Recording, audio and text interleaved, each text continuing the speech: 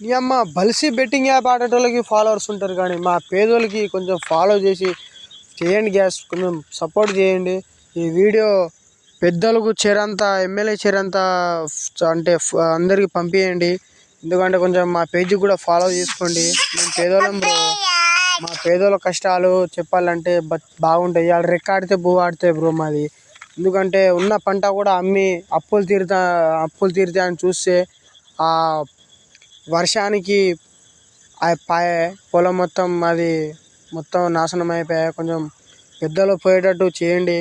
ఎందుకంటే ఇప్పుడు రేపు పొద్దుగాల లేచి చూస్తే అప్పులు వచ్చి ఇంటి ముంగట కూర్చుంటారు.